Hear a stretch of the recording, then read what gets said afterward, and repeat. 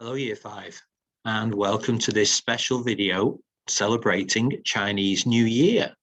So our LO for today is, can I explain some of the traditions of Chinese New Year and the characteristics of the different animals? Now we're going to learn during this session that Chinese New Year, each year is represented by a different animal, but we'll get to that later. For now,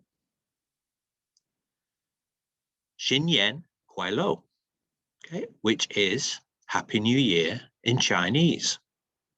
So, on Friday, the 12th of February, 2021, is Chinese New Year. It's also known as a spring festival.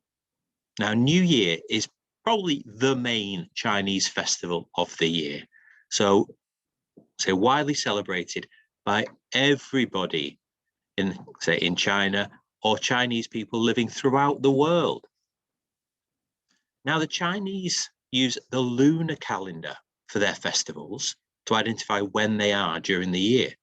Now, the lunar calendar is based on the moon, and it's a 28-day month from the new moon, so when you can't see anything in the sky, right the way through to the full moon, and then back to the new moon. That's 28 days. And so that's what their calendar is based on when it comes to celebrating festivals. Okay, so it changes year on year. The date of New Year actually changes because their calendar doesn't use the same days, say months, as we do. So we have months with 31 days, 30 days, 28 days, and so on. But as for their festivals, they're using the lunar calendar. All their months have 28 days, and so they don't actually match. And so the way it works is that the date of the new moon at the end of January or the beginning of February is the date that they celebrate New Year. Okay, so the date varies year on year, and this year it's the 12th of February. Now, before the start of the festivities, Chinese people spring clean. They go through their houses and clean and clean and clean and get away any bad luck from the previous year. Okay, so that's the tradition. Have a really good spring clean and get rid of any bad luck that's left over from the previous year.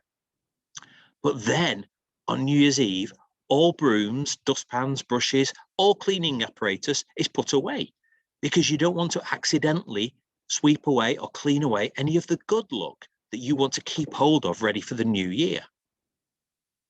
Now, celebrations for Chinese New Year last for about 15 days. It's from that new moon right the way through to the full moon. Okay, so the first week is celebrated with family, visit family and friends. But obviously this year, because of COVID, that's going to be very, very restricted for many Chinese families. They're not going to be able to see their families and friends in the same way that we were very restricted over the Christmas period, the people that we were allowed to see. Now, traditionally, children receive red envelopes full of money instead of the wrapped gifts that we like to give at Christmas. Now, the amount they receive is usually an even number, but the amount cannot be divisible by 4. So there's a little bit of maths for you guys, thinking about the amounts of money that could be shared, that could be given. So it should be an even number, but it can't be in your 4 times table, because 4 in Chinese is superstitious. It's, let's say, thought of as the number of death. So they avoid 4 when it comes to the money in the red envelopes. Okay, so an even number and not divisible by 4. Now, in the second week, we get the Chinese Lantern Festival. On on the evening of the 15th day of the lunar month. So this is right towards the end of those 15 days of celebration, the Lantern Festival. How beautiful are those? And they come in all sorts of shapes and sizes. Now, the lantern themselves are made of paper. And the idea behind the lantern is it's the main focus of attention for the celebration because it symbolizes a wish for a bright future. Obviously, the lights are really, really bright. So it just brings attention and symbolizes that wish for a bright future in the new year. In addition, Chinese believe that whilst red is a symbol of happiness, gold is a symbol of wealth. So you'll see lots and lots of gold and red around Chinese New Year. Not just the lanterns, but also outfits, the clothing people wear. They'll avoid white and black because they associate this with funerals and death. So red and gold are very popular colours in everything they do around Chinese New Year. Now, the lion and dragon dances are really common during this period as well. And it's believed that the loud drumming and clashing of cymbals chase away bad luck and evil spirits. Now, the lions and dragons often appear, they can appear in pieces of artwork, they can appear in the Lantern Festival. So here you've got an incredible dragon on a float that's all lit up. Similarly, here you've got one of the lions all lit up, again, part of a float. But also for the dancing, people actually dress up as the creatures. So here you've got a lion, and inside this lion, you're going to have people. For this particular one, it's probably going to be two people, one in the back and then one at the front, so controlling the back legs, the front legs, and the head. But they can be even bigger with more people inside. And then for the dragon dance, you can see the beautiful artwork and craftsmanship that goes into the head, and then a long snaking tail out behind that's supported by a whole string of people. And they take part in parades and dragon dances throughout the New Year festivities.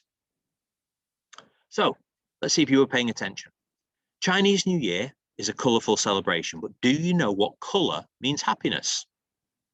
3, 2, 1. It's red.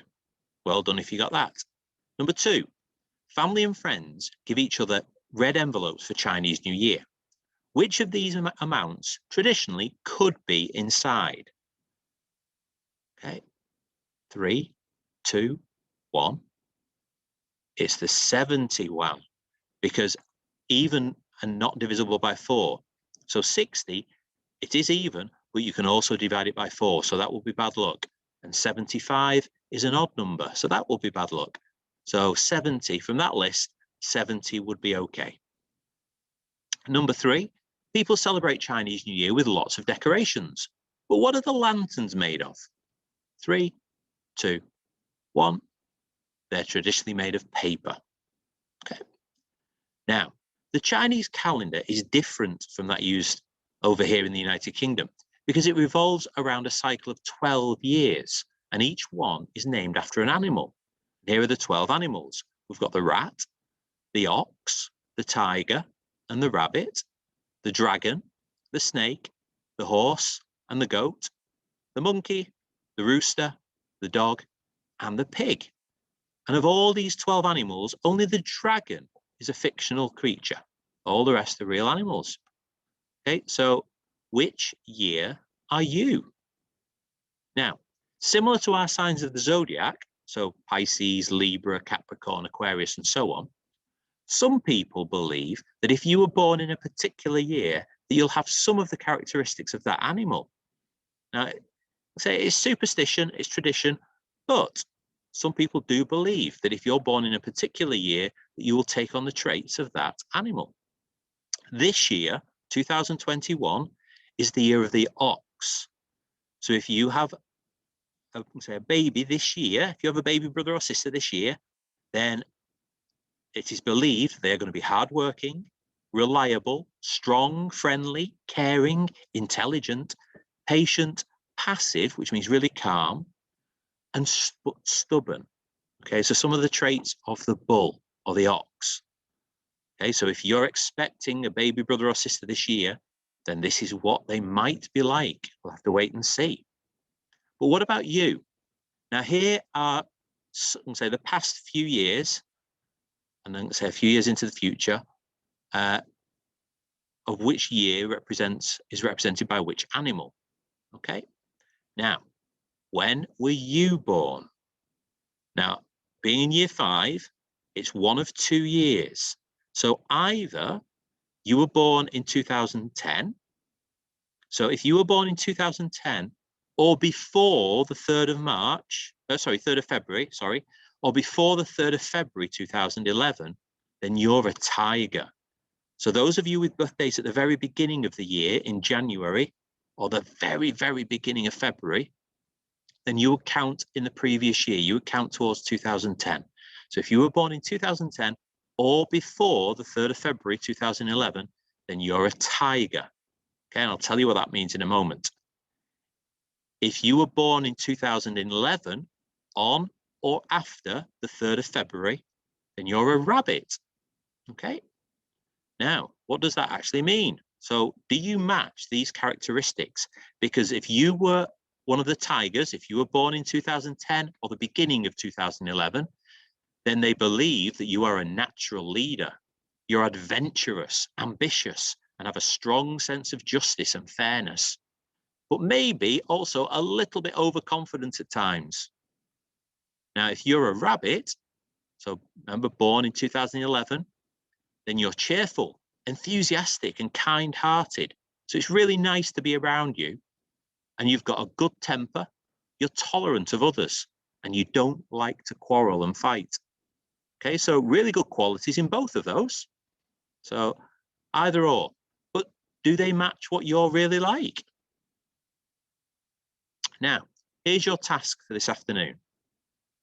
I would like you to have a screen-free afternoon, guys. We all know how much stress we're putting on our eyes with all this screen time due to lockdown. So just like last week, I'd like you to spend some time away from the screen. And I'd like you to create a piece of art for me. I'd like you to create a piece of art that represents your Chinese zodiac animal. So either a tiger or a rabbit. Now, you might want to do a little bit of quick research before you turn your screen off, but you can use any medium you like. You could paint it. So if you've got paints at home, watercolor, acrylic, ready mix, it doesn't matter, you could paint. You might want to use colored pencils. You could use chalks or pastels. You could use computer art software, although it'd be very difficult to do no screen if you're using your computer. So if you want to do computer, it might need to be on a different time or day.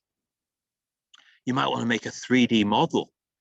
It could be salt dough, it could be cardboard, it could be mod rock, it could be papier-mâché, plasticine, whatever you like. Or you could create a collage, tearing up bits of magazine and papers to build a picture. Either way, create me a stunning piece of art to represent either tiger or rabbit, depending on your year of birth. Now, if you enjoyed that, and if you're really, really proud of the work you've done, then maybe extend it further. Maybe research the animal of someone else in your family.